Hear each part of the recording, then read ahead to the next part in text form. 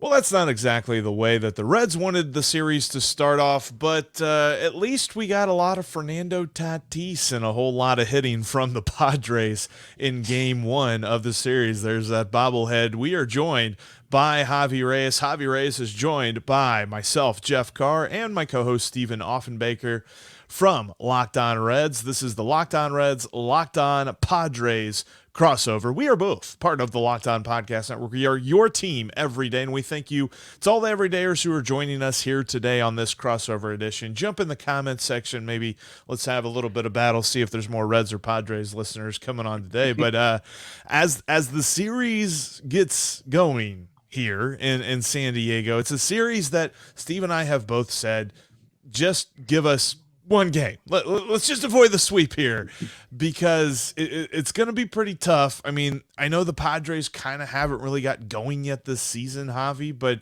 Steve, when we look at this series for the Reds, the two guys pitching in the first and the last games of the series is really what gave us the pause.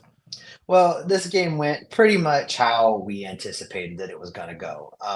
The Reds offense gave us a little bit of hope a couple of times along the way, but at the end of the day, the Padres lineup simply outmatched anybody that the Reds really ran out there on the mound.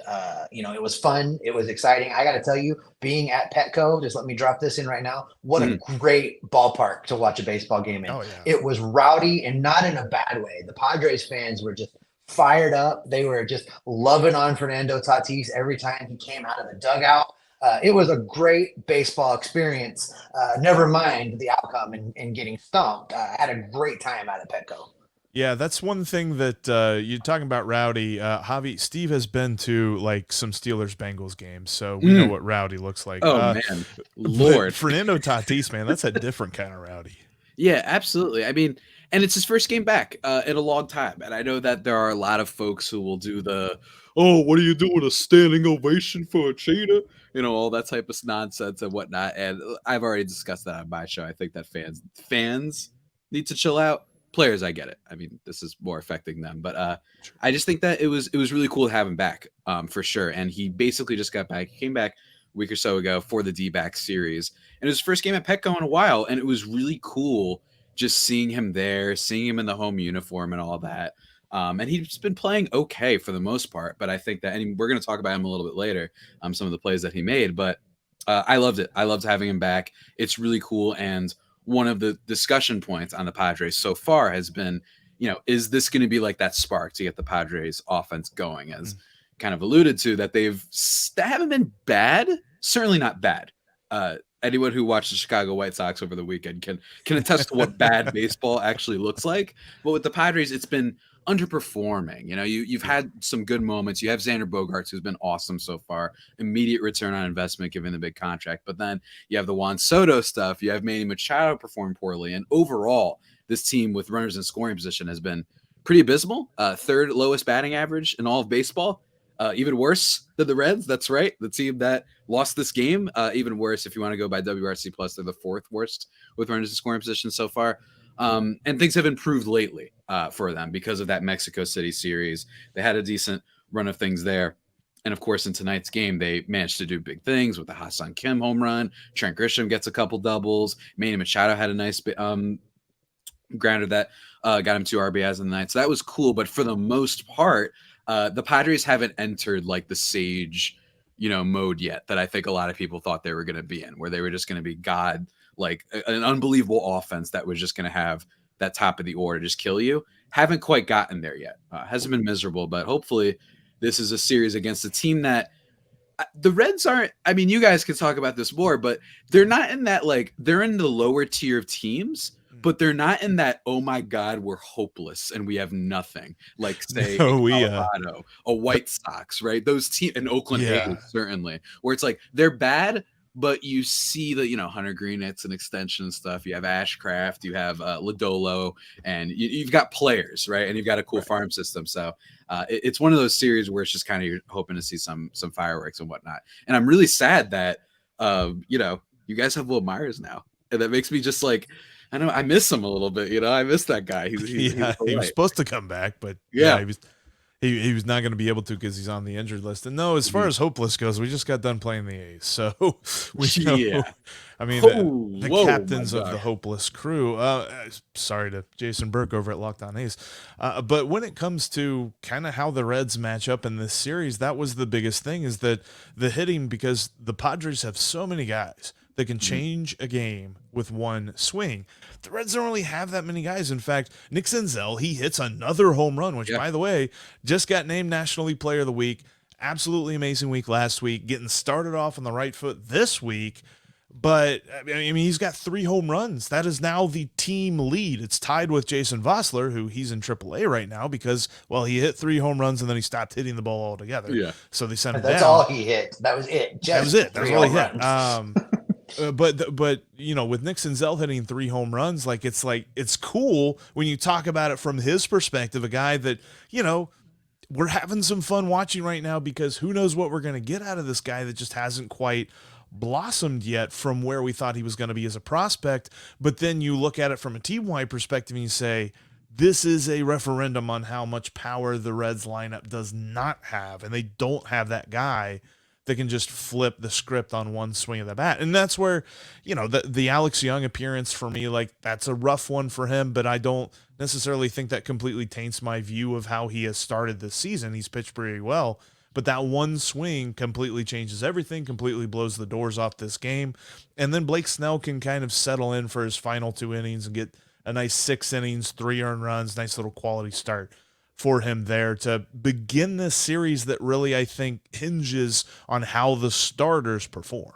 Let's talk about that home run for just a second, because I don't think Alex Young's appearance tonight, or last night rather, was as bad as it looks when you look at the box score. If you look at that home run, I'm curious. I haven't had a chance. I mean, we're recording like right after the game, so I haven't been able to look this up. I wonder how many Major League Baseball parks, active parks, that ball was actually going to be out of. I mean, it just barely cleared the fence. It hit the guy in the first row out there in left field. So, yeah, it's a home run. Yeah, it counts. It was a mistake pitch, but, it wasn't that well hit. I mean, we're not talking about a bomb. It just barely got out. I still have faith in Alec Young. I think right now, especially after what we saw from Reaver San Martin tonight, he's the best lefty in the bullpen right now. So we need him to be right to continue to move this team forward in later innings. No, I 100% agree. And the way that the Padres were really able to shut down, that was the one thing that I was like, okay, let's see if the Reds can kind of counterpunch here after going down 3. The Padres pitching came in and shut the door. Yeah, absolutely. And I think that another big thing with the Padres, speaking of slow starts, has been Blake Snell for this season. And he does this every year. So I kind of haven't talked about him all that much on my show, to be honest, because I just feel like I haven't seen anything to suggest that, yeah, this is just what he does. He throws a lot of the pitches that don't work, and he tries experimenting with them on the year on or at the beginning of the season. Then as things go on, he's like, oh, I got an idea. I'll use my great fastball slider combo. And then he starts doing work. I know he did well today. He actually generated a lot of whiffs on his curveball today, which was really cool and was wiping out a Reds lineup. But you just mentioned not a lot of power in this Reds lineup, so I don't know how to necessarily view that. It was cool. It was encouraging. For me, the best thing about Snell was worked out of trouble, but more no walks. Blake Snell's had a lot of games where the control is this thing. So for me, it's not as much the swing and miss stuff because the Reds lineup hasn't been amazing, but Snell, sometimes he elevates the fastball a little bit too much and guys just get walk galore. So it was definitely one of his better starts of the season, and he's been slow. So hopefully they can do better. And then the Padres bullpen still pretty underrated. And Steven Wilson, who's a guy that goes an inning in this one, strikes out too. That guy's got good stuff. I know his ERA is at 4.5, but it's very reliever. It's a reliever syndrome. He gets lit up in the Mexico series game, which inflates the ERA. And then he had another poor appearance before that. But for the most part this year, this guy has been a guy who's going to guarantee you at least strike out an inning.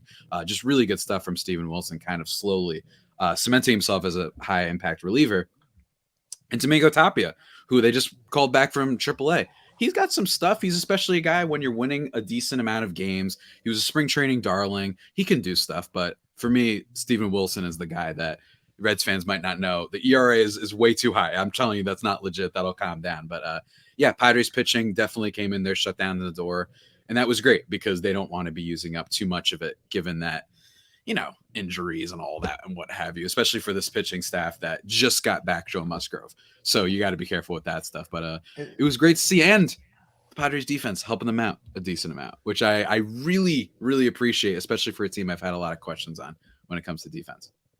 Yeah, that's something that I want to talk about here in just a minute is the defense, the fielding. And part of that is just some amazing plays by a couple of different dudes, including one Fernando Tatis, who we'll also get into a little bit. Plus, what is it like watching a guy like Nick Senzel, and what do we make of all of this? That's coming up right here in just a moment. Before we get into that, though, I want to tell you about one of our sponsors for today's podcast, and that is Game Time. Game Time is my favorite way to get tickets for a game. Whether or not you've got them early or you literally just pull up to the ballpark and want to find a seat, Game Time's the best way to do it. Download the Game Time app today, create an account, and use code LOCKEDONMLB for $20 off your first purchase. In fact, with the White Sox coming to town this weekend, you got 3 games that the Reds have a really good chance in, so you might want to be at the ballpark to see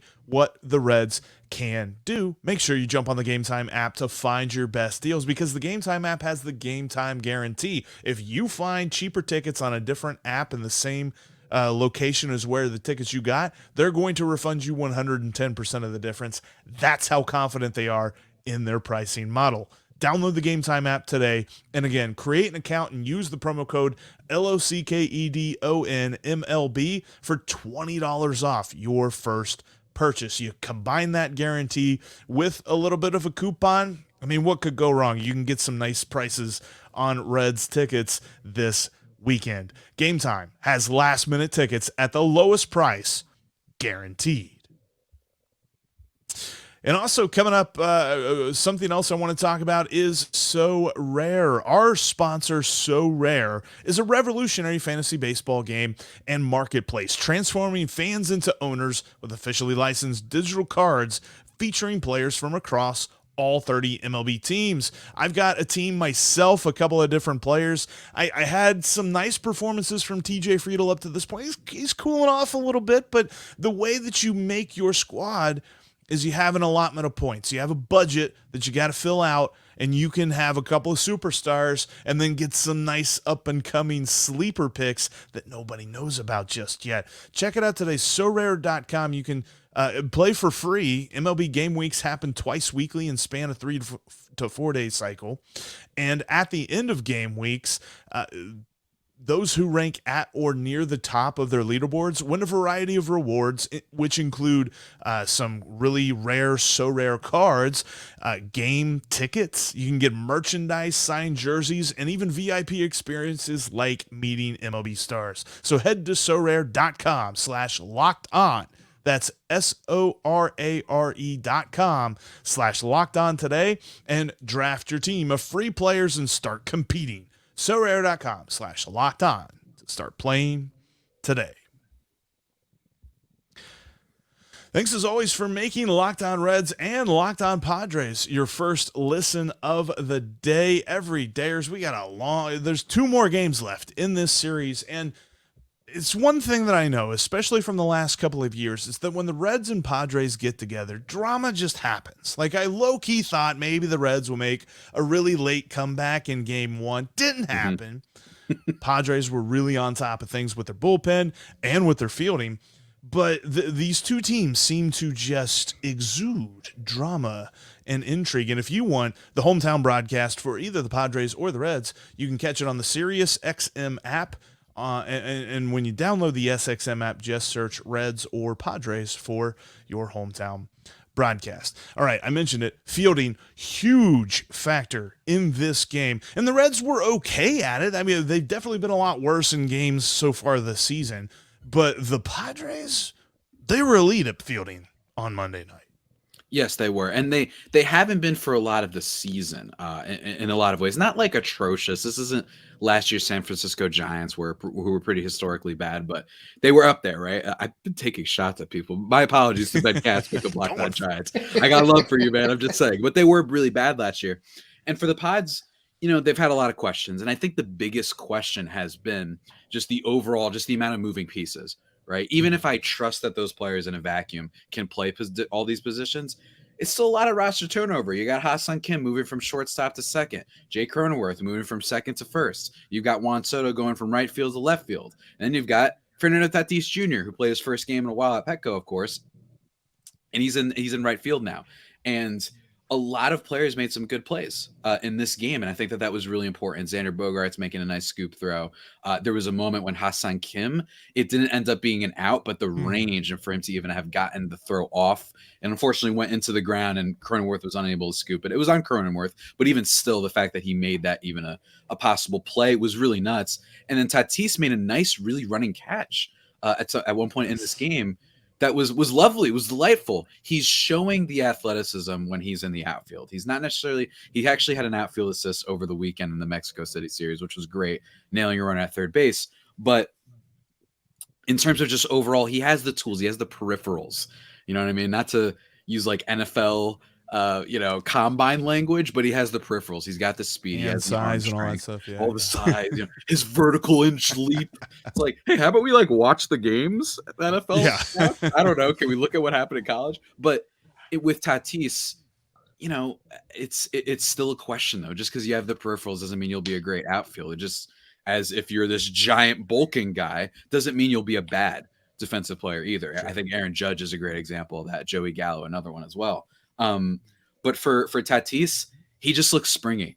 And I think that when you compare him to Juan Soto, who has been pretty not great in the outfield, kind of feels like he runs like a tree. He's had some miscommunications with Grisham all year. And Tatis, just so much spring. He had a great play in his first game of the season against the D-backs.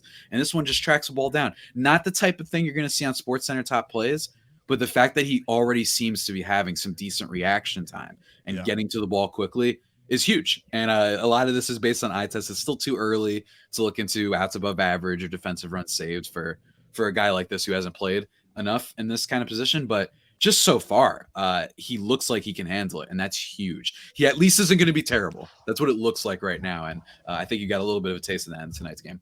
There were a couple other eye tests on the red side of things, Jeff. The throw by Ramos from right field. Someone messaged me on Twitter and said that they could see me on one of the replays because I was up out of my seat early, sitting behind third base, and that throw was a cannon shot. I mean, it saved a run. Ultimately it got bobbled at the plate, but the throw was so good that it stopped the runner at third base in his tracks. It was fantastic. Nick Senzel showed some range over at third base. Now, he didn't get the out, but he made a scoop diving to his left throw that, maybe half second sooner gets the out. Looking like Scott Rowland over there. He did. I know. That's what you messaged me. That's right. Looked a little bit like Scott Rowland. And for me, I think Nick Senzel has reasserted himself as an infielder first. He looks more comfortable there. He looks happy there. The offensive production is there. And I think he's making some noise to reclaim a spot on the infield. Javi, you talked about those plays in the outfield. For the Reds fans in the stadium, and there were actually quite a few. We traveled pretty well in this game. There were two catches in the outfield. It's nice in San Diego, and it's raining and 40 everyone wants to travel to get San Diego. They're like, great. It was not that nice. Let me tell you, it was 59 degrees at game time. I was lied to my whole life about the weather in San Diego. But there were two plays in the outfield that really kind of just sucked the mojo out of what the Reds were doing. The Tatis play that you were just talking about, running, catching the ball kind of over his shoulder on the track. And then the name is escaping me, but the center fielder for the Padres. Trent Grisham.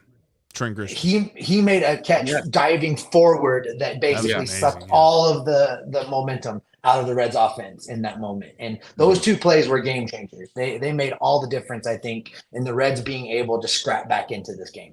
Yeah, it's something that I hope that as we see some more guys coming up here, hopefully here soon, for this roster, that we start to see some holes get patched on the fielding side of things, because it feels like there's just not enough of the turning hits into outs on the Reds side of things. And I think that's the biggest thing for me. Like, I think if you were to say that the Reds defense is bad, there are some people that could look at the fundamentals and say, okay, this kind of works, this is all right, and this isn't that terrible. But it's when you, that extra step, it's when you get down to the nitty gritty. If there's guys on first and second and you've got a line drive that's in the gap that maybe a guy could dive and stop, but instead he tries to go for it, completely misses it, and then the bases get cleared and you've got a double or a triple by the guy that just hit the ball. It's something that the Reds are not able to do right now, and I hope that we see more of that. And you kind of saying that the Padres, not necessarily coming into this game, were really known for this early on. Just watching it, it kind of seemed not like his old hat, but it seemed very natural for the Padres fielding alignment to really be able to stop whatever the Reds thought they were about to do. Yeah, absolutely. Look, defense has not been the name of the game for the Padres so far, but it's nice, even if it is against not necessarily like the high pressure rivalry games. They're going to be playing against the Dodgers after this Red series. It's still nice to see. And I think that you mentioned that Grisham catch. Look, Grisham is known for the defense, right? He's the kind of like a known quantity for this Padres team so far. Has 2 Gold Gloves on his resume already. Like, he's been great for sure. And he's also, 2 doubles in this game as well. So he seems to be better with the bat. Grisham is like that like tertiary player that all contenders want to have, a guy who at the minimum is going to go out there and play good defense for you, even if he's not swinging the bat well, which he sometimes doesn't. And with the Pods, they're going to have different alignments, I imagine, throughout the season. You're going to have different people behind the plate. They have Brett Sullivan tonight. He's a backup catcher ever since Luis Campuzano got hurt. Then they might have Austin Nola tomorrow. Too, Sullivan did. Yeah, he had a nice play there. So just good stuff. And it's one of the biggest things. And now I'm still worried about Soto. Soto's the one that hasn't shown me enough yet. He didn't really have like a moment in this game, which is fine. Just kind of had like the Chad Scott Hatteberg, like, I'm just afraid of any ball in my general direction. So if that's his fear, then don't worry, man. There was nothing hit towards you really. So that was really cool. But yeah, the Grisham diving catches, he's made a couple of those. Hey, we've been told Scott Hatteberg's a good first baseman. I heard it from Adam Dunn. So let's just. But there is one more defensive play for the Reds I wanted to talk about real quick, Jeff, and it was just a heads-up baseball move by Jose Barrero. When he fielded a ground ball in the hole at short, and instead of winging a throw to first base, sprints over to third and nearly gets the runner around him. It was just a heads-up baseball play, and it was great to see because I think his days are probably numbered on the infield. So it was nice to see him have that smart move and at least have something positive since his hitting seems to be failing him a little bit. But he nearly made that play. I think another half step he gets him. Yeah, it's just another one of those things that's like, ooh, maybe he's getting it. And then, yeah, it's just the Jose Barrero experience at this point. I do want to ask a question about Fernando Tatis and a question about Nick Senzel that I don't know, and I don't necessarily know that we want to answer it for fear of superstitions and things like that, but maybe we aren't superstitious. I don't know. We'll get into that coming up next. Before we do that, though, I want to shout out another one of our sponsors here today, and that is BetterHelp. The show is brought to you in part by BetterHelp. I am always learning new things about myself. I'm a person who's comfortable in my own skin, don't get me wrong, but just as soon as I feel like I've mastered something else comes along that I've got to overcome, something that I've got to kind of figure out how to mentally work through it. And we weren't meant to do this all by ourselves. Whether if you got friends or family, you need someone that you can talk to. But if you feel like there's no one you can turn to, there's always help out there. BetterHelp connects you with a licensed therapist who can take you on a journey of self-discovery from wherever you are in your life. It's entirely online, designed to be convenient, flexible, and suited to your schedule. Just fill out a brief questionnaire and get matched with a licensed therapist and switch therapists anytime for no additional charge. It's all about getting you from A to B, helping you discover your best self. So discover your potential with BetterHelp. Visit BetterHelp.com/LockedOnMLB today to get 10% off your first month. That's BetterHelp.com/LOCKEDONMLB to save 10% off your first month of BetterHelp today. In between games, or, during the rest of the series, you can get takes from us in between episodes. You can follow me and Steve for your Reds takes at Jeff Carr with 3 Fs or at S. Offenbaker with 2 F's. And you can follow Javi for your Padres takes all throughout the season at Javi Peno with 2 I's. No F's in there, though, so, don't want to get that twisted. Yeah. But Javi, let's start with this, because Fernando Tatis is back. He is on a roster that is loaded. I mean, they went out and they got Xander Bogaerts over the offseason. I think in part because they weren't necessarily trying to hedge all of their bets on Fernando Tatis this season. But for a guy that was once considered the face of this game, or at least an up-and-coming face of Major League Baseball, where does he stand for you right now? In the sense that, like, just as a star, he's kind of on that, like, he's coming back slowly. And it is true. I think that some people, I don't think it was just a year and a half or so, but even still, I think a lot of people look, this guy and Shohei Ohtani are a blockbuster. It's probably those two. And you've got some other great players, don't get me wrong, but types of people that my friends who know nothing about baseball are like, hey, the Padres have that Tatis guy, right? You get a lot of those with this guy, and he is back, and he hasn't done necessarily the ultimate, like, like the Jason Bourne meme where it says Tatis instead. He hasn't had that game necessarily just yet. He has hit a couple home runs. He hit one that was like, a little bit of a ballpark factor one. Speaking of ballpark factor, also Ha-Seong Kim's home run today. That was really cool, but also only a home run 3 out of 30 ballpark. So still, I'll take it.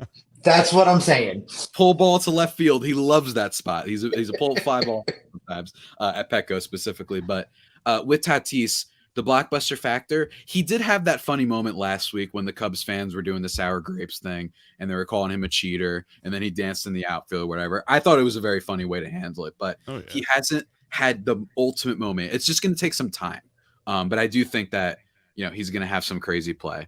But I'm curious to see, because, I mean, he's had some moments before that I don't know if he's going to do the same way again. The Cubs moment makes me think he's not changed as a personality, which I think is good.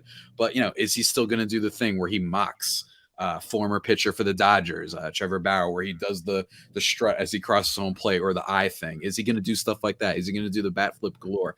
I don't fully know, but I don't think that we know for sure he's not. And I think that's still good. I think that it's always good for players to play how they are, show passion, show personality. I think that's always great for the game.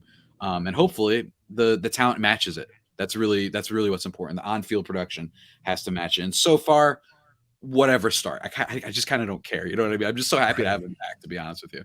Well, and it's nice too. I mean, you've got, all those guys that he doesn't necessarily have to hide behind, but it's just, if he doesn't pan out quickly, he can kind of take his time getting back, because, well, there's a bunch of other dudes on that team that can kind of support him and kind of get him there.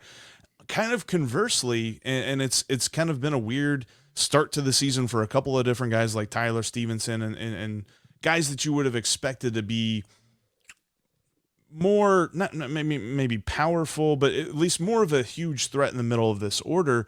And Spencer Steers kind of slowed down a little bit. Nick Senzel, over the last 8 days, Steve has really kind of had a good 8 days, and I keep dancing around it like it's been fun. Look, do we need to go to the next step? Because I don't want to jinx it.